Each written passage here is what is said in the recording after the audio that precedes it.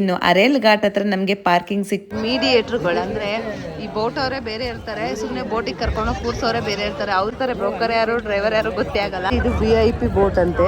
ಅವ್ರ ಹತ್ರ ತಗೊಂಡು ಮತ್ತೆ ವಾಟರ್ ಬಾಟ್ಲು ಕೂಡ ಅಷ್ಟೇ ನೆನೆ ಬೋಟ್ ಒಂಥರ ಎಷ್ಟು ಸಲ ಮುಳುಗಿದ್ರು ಸಾಲಲ್ಲ, ಆ ತರ ಮುಳುಗೆದ್ದು ಮಾಡ್ತಾನೆ. ಡಿವೈನ್ ಫೀಲಿಂಗ್ ಆಗ್ತಾ ಇತ್ತು, ಹೇಳಕ್ಕೆ ಆಗಲ್ಲ, ಎಕ್ಸ್ಪ್ರೆಸ್ ಮಾಡಕ್ ಆಗಲ್ಲ.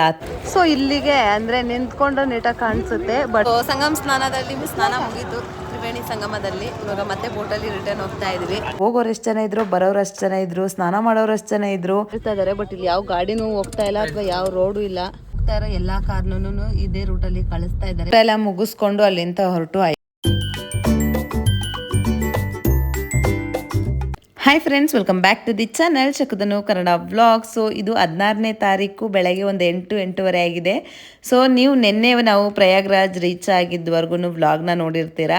ಐ ಹೋಪ್ ನಿಮ್ಗೆಲ್ಲರಿಗೂ ಆ ವ್ಲಾಗ್ ಇಷ್ಟ ಆಗಿರುತ್ತೆ ಆ್ಯಂಡ್ ಈ ವ್ಲಾಗ್ ಕೂಡ ಇಷ್ಟ ಆಗುತ್ತೆ ಅಂತೇಳಿ ಇವಾಗ ನಾವು ಫ್ರೆಶ್ ಅಪ್ ಆಗಿಬಿಟ್ಟು ಸಂಗಮ ಸ್ನಾನ ಮಾಡೋಕ್ಕೆ ಅಂತೇಳಿ ತ್ರಿವೇಣಿ ಸಂಗಮಕ್ಕೆ ಬರೋಣ ಅಂತೇಳಿ ಬಂದ್ವಿ. ಇನ್ನು ಅರೇಲ್ ಘಾಟ್ ಹತ್ರ ನಮಗೆ ಪಾರ್ಕಿಂಗ್ ಸಿಕ್ತು. ಸೊ ಹೆಂಗೆ ಅಂತಂದರೆ ಅರೇಲ್ ಘಾಟ್ ನದಿ ತೀರ ಏನಿದೆಯಲ್ಲ, ಸೊ ಅಲ್ಲಿಗೆ ಮತ್ತು ನಮ್ಮ ಕಾರ್ ಪಾರ್ಕಿಂಗಿಗೆ ಏನು ಜಸ್ಟ್ ಡಿಫ್ರೆಂಟೇ ಇಲ್ಲ.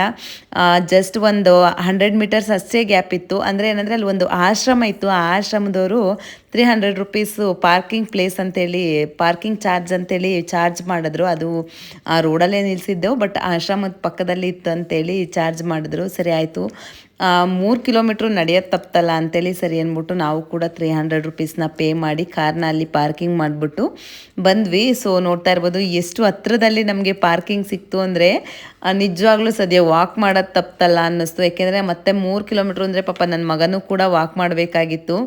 ಸೊ ಆಯಿತು ಅಂದ್ಬಿಟ್ಟು ಇದನ್ನು ನೋಡ್ತಾ ಇದ್ರೆ ಎಷ್ಟು ಜನ ಅಂತಂದರೆ ಅಷ್ಟು ಜನ ಸೇರಿದ್ರು ಇಲ್ಲಿ.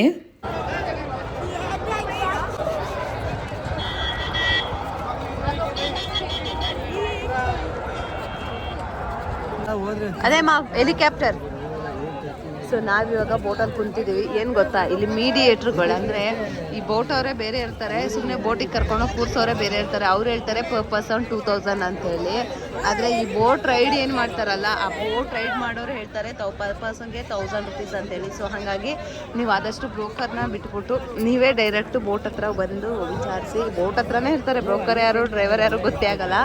ಬಟ್ 1000 ಪರ್ ಪರ್ಸನ್ ನಾವು ಕೊಟ್ಟು ಹೋಗ್ತಾ ಇರೋದು. ಬಟ್ ಫಸ್ಟ್ಗೆ ಒಬ್ರು ಕೇಳಿದ್ರು ಪರ್ ಪರ್ಸನ್ಗೆ 2000 ಅಂತೇಳಿ. ಸೊ ಮತ್ತು ನಾವು ಸ್ವಲ್ಪ ಮುಂದೆ ಹೋಗಿ ನೋಡೋಣ ಅಂದಿದ್ದಕ್ಕೆ 1000 ಪರ್ ಪರ್ಸನ್ ಅಂದರು. ಸೊ ನೋಡಿ ಯಾವ ಥರ ಎಲ್ಲ ಇದ್ದಾರೆ. ಏನಂದರೆ ಮೀಡಿಯೇಟರ್ಗಳದೇ ಹವ ಜಾಸ್ತಿ ಆಗ್ಬಿಟ್ಟಿದೆ ಇಲ್ಲೆಲ್ಲ. ಸೊ ನೋಡಿ ಇದು VIP ಬೋಟ್ ಅಂತೆ. ಇದು VIP ಬೋಟು, ಇದು ನಾರ್ಮಲ್ ಬೋಟ್. ಸೊ ಇವಾಗ ಬೋಟಿಂಗಲ್ಲಿ ಸಂಗಮ ಹತ್ರಕ್ಕೆ ಹೋಗ್ತಾ ಇದ್ವಿ. ಬೋಟಿನ ಸ್ಟಾರ್ಟ್ ಆಗಿದೆ. ಎಷ್ಟು ಡ್ಯೂರೇಷನ್ ತೊಗೊಳುತ್ತೆ ನನಗೆ ಗೊತ್ತಿಲ್ಲ. ಸೊ ಎಷ್ಟು ಡ್ಯೂರೇಷನ್ ತೊಗೊಳುತ್ತೆ ನನ್ನ ಕೂಡ ನಾನು ಅಪ್ಡೇಟ್ ಮಾಡ್ತೀನಿ ಪಾಪ. ಸೊ ಇವನಿಗೆ ಲೈಫ್ ಜಾಕೆಟ್ ಕೊಟ್ಟಿಲ್ಲ, ಇನ್ನೇನು ಬೇಡ ಅಂತೇಳಿ. ಸೊ ನೋಡಿ ಹೆಂಗಿದೆ ಎಕ್ಸ್ಪೀರಿಯನ್ಸ್. ಚೆನ್ನಾಗಿಲ್ಲ, ಯಾಕೆಂದರೆ ಅವನಿಗೆ ಸೇಫ್ಟಿ ಜಾಕೆಟ್ ಕೊಟ್ಟಿಲ್ಲ. ಅವನೇನು ಅಂದ್ಕೊಂಬಿಟ್ಟಿದ್ದಾನೆ, ನಾವು ಲಾಸ್ಟ್ ಟ್ರಿಪ್ಪೆಲ್ಲ ಹೋಗಿದ್ದಾಗ ಸೇಫ್ಟಿ ಜಾಕೆಟ್ ಹಾಕ್ಕೊಂಡು ನದಿಲಿ ಡೈ ಮಾಡಿದ್ವಲ್ವ. ಸೊ ಇವತ್ತು ಕೂಡ ಅದೇ ಥರ ಡೈ ಮಾಡಿಸ್ತಾರೆ ಅಂದ್ಕೊಂಡಿದ್ದಾನೆ. ಬಟ್ ಡೈ ಏನು ಮಾಡಲ್ಲ, ಅಲ್ಲಿ ಮಾತ್ರ ನಾವು ಮುಳುಗೆದೊಳ್ತೀವಿ. ಧನ್ನುಗೌಡ ಎಲ್ಲರೂ ನೋಡಿ ಇಲ್ಲಿ ಒಂದು ಫೋಟೋ ತಗೊಂಬಿಡೋಣ.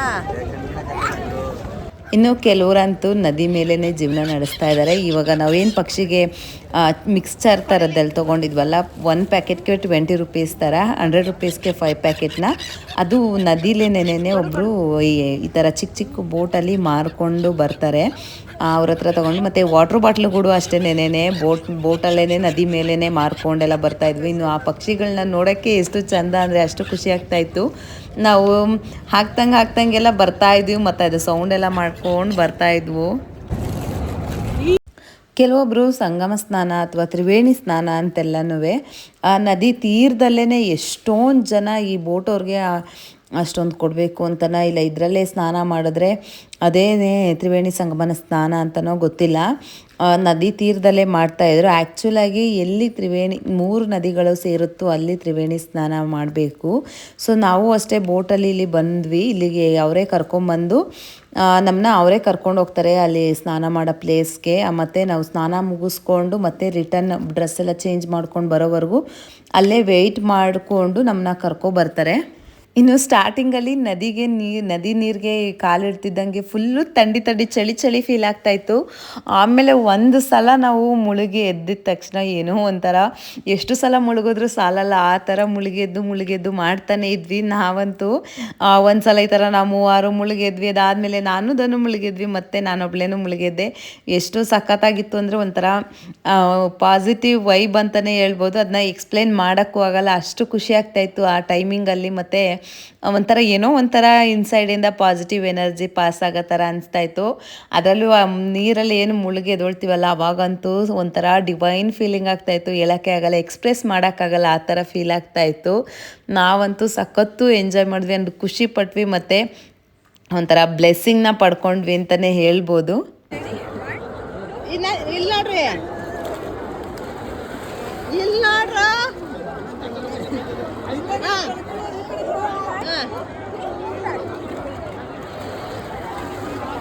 ಇಲ್ಲಿ ಫೋಟೋ ತೆಗಿತೀನಿ. ಸ್ಟಾರ್ಟ್.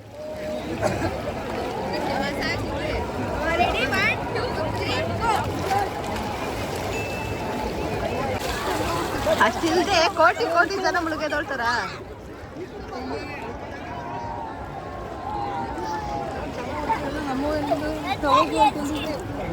ಬರ್ರಿ.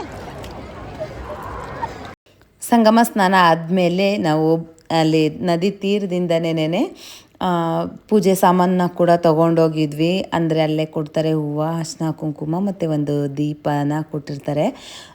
ಸೊ ಅಲ್ಲೆಲ್ಲ ಅರ್ಶಿನ ಅಂತಂದರೆ ಒಂದು ಆರೆಂಜ್ ಕಲರ್ ಟೈಪಲ್ಲಿರುತ್ತೆ. ಸೊ ಅದನ್ನೆಲ್ಲ ಇಟ್ಬಿಟ್ಟು ನದಿ ತೀರದಲ್ಲಿ ಇಟ್ಬಿಟ್ಟು ಪೂಜೆ ಕೂಡ ಮಾಡ್ತಾಯಿದ್ದೀವಿ ಇವಾಗಿಲ್ಲಿ.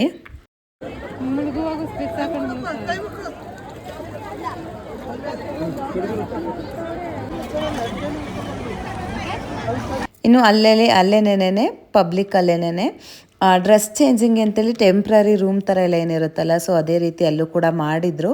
ಸೊ ಅಲ್ಲೇ ಡ್ರೆಸ್ ಎಲ್ಲ ಚೇಂಜ್ ಮಾಡ್ಕೊಂಡು ಬಂದಮೇಲೆ ಇಲ್ಲಿ ವಿಭೂತಿನ ಕೂಡ ಎಲ್ಲರೂ ಹಣೆಗೆ ಅಂತೇಳಿ ಇಡ್ಸ್ಕೊಳ್ತಾ ಇದ್ವಿ. ಸೊ ಇಲ್ಲಿಗೆ ಅಂದರೆ ನಿಂತ್ಕೊಂಡು ನೀಟಾಗಿ ಕಾಣಿಸುತ್ತೆ, ಬಟ್ ಸ್ವಲ್ಪನಾದರೂ ವಿಸಿಬಲ್ ಇದೆ ಅನ್ನೋದು ನೋಡ್ತಾ ಇದ್ದೀವಲ್ವಾ. ಸೊ ಮಾತ್ರ ಮಸ್ತ್ ಮೂಮೆಂಟು ನೋಡಿ. ಇದು ಒಂದು ಕಲರ್ ಇದೆ, ಅದು ಹಿಡ್ಕೊ.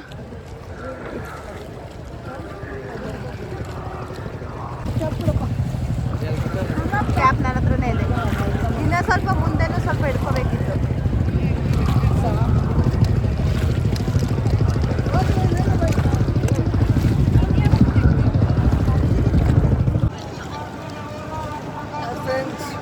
ಸೊ ಸಂಗಮ ಸ್ನಾನದಲ್ಲಿ ಸ್ನಾನ ಮುಗೀತು ತ್ರಿವೇಣಿ ಸಂಗಮದಲ್ಲಿ. ಇವಾಗ ಮತ್ತೆ ಬೋಟಲ್ಲಿ ರಿಟರ್ನ್ ಹೋಗ್ತಾ ಇದ್ವಿ. ಇನ್ನು ನಾವು ಕೂಡ ಬೊಟ್ಟೆಲ್ಲ ಹಾಕ್ಸ್ಕೊಂಡ್ವಿ, ಚೆನ್ನಾಗಿದೆ ಅನಿಸ್ತಾ ಇದೆ. ಒಂಥರ ಏನೋ ಒಂಥರ ಡಿವೈನ್ ಫೀಲಿಂಗು. ಅಲ್ಲಿ ನದಿಲಿ ಮುಳುಗಿದ್ದಾಗ ಮಾತ್ರ ಮಸ್ತ್ ಫೀಲಿಂಗು. ಸೊ ಅದನ್ನು ಕೂಡ ಯಾವ ಥರ ಅನ್ನಿಸ್ತು?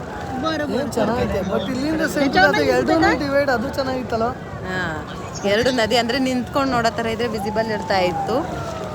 ನಾವು ಕುತ್ಕೊಂಡು ನೋಡೋದ್ರಿಂದ ಕಾಣಿಸಲ್ಲ. ಸೊ ಚೆನ್ನಾಗಿದೆ ಮಾತ್ರ, ಎಕ್ಸ್ಪೀರಿಯನ್ಸ್ ಮಾತ್ರ ಮಸ್ತ್ ಎಕ್ಸ್ಪೀರಿಯನ್ಸು. ಲೈಫ್ ಟೈಮಲ್ಲಿ ಒಂದ್ಸಲ ಎಕ್ಸ್ಪೀರಿಯನ್ಸ್ ಮಾಡೋದ್ರಿಂದ ಒಂಥರ ವಾವ್ ಫೀಲಿಂಗ್ ಅಂತಾನೆ ಅನ್ನಿಸ್ತಾ ಇದೆ.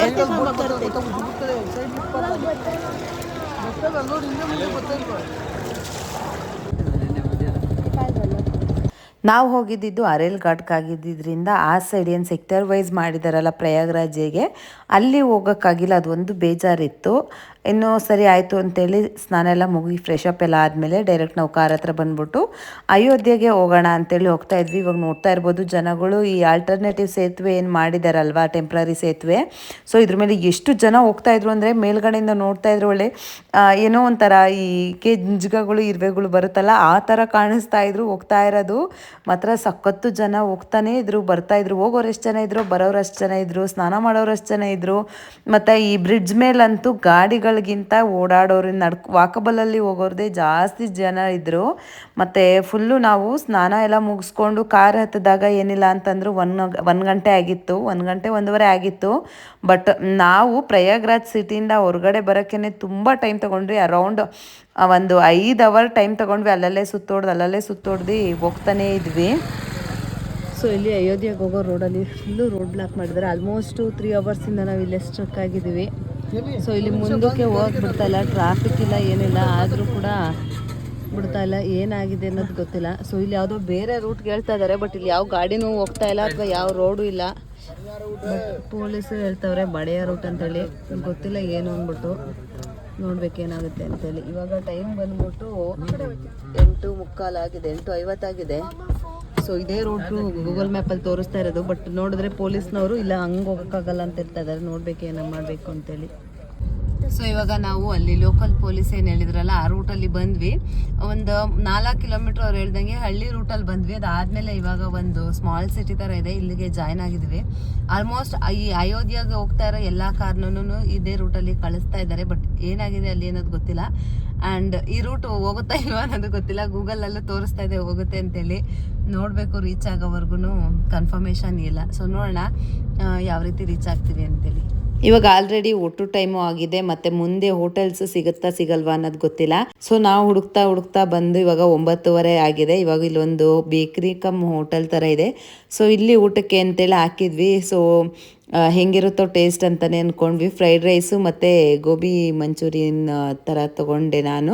ಹಾಗೆ ನನ್ನ ಮಗ ನೂಡಲ್ಸ್ ತೊಗೊಂಡ, ಮತ್ತು ನಮ್ಮ ನೀವು ಪಿಜ್ಜಾ ತೊಗೊಂಡು, ಇದೇ ರೀತಿ ಒಬ್ಬೊಬ್ರು ಒಂದೊಂದು ಥರ ತೊಗೊಂಡ್ವಿ. ಇನ್ನು ಊಟ ಎಲ್ಲ ಮುಗಿಸ್ಕೊಂಡು ಅಲ್ಲಿಂದ ಹೊರಟು ಅಯೋಧ್ಯೆಗೆ ಬಂದ್ವಿ. ನಾವು ರೂಮ್ ಮಾಡ್ಕೊಂಡಿದ್ವಿ, ಅಂದವೇನೆ ಮೊಬೈಲಲ್ಲೇ ಚೆಕ್ ಮಾಡಿಕೊಂಡು. ರೂಮ್ ರೀಚ್ ಆದಾಗ 2 o'clock ಆಗಿತ್ತು. ಸರಿ ಅಂದ್ಬಿಟ್ಟು ರೆಸ್ಟ್ ಮಾಡಿಬಿಟ್ಟು ನೆಕ್ಸ್ಟ್ ಡೇಗ್ಲೇ ವ್ಲಾಗ್ನ ಕಂಟಿನ್ಯೂ ಮಾಡ್ತೀನಿ. ಅಲ್ಲಿವರೆಗೂ ಟೇಕ್ ಕೇರ್, ಬಾಯ್. ಹೀಗೆ ಸಪೋರ್ಟ್ ಮಾಡ್ತಾ ಇರಿ. ಇನ್ನು ನೆಕ್ಸ್ಟ್ ಅಯೋಧ್ಯೆ ವ್ಲಾಗಲ್ಲಿ ನಾನು ನಿಮಗೆ ಸಿಗ್ತೀನಿ. ಅಲ್ಲಿವರೆಗೂ take care, bye. Thanks for watching.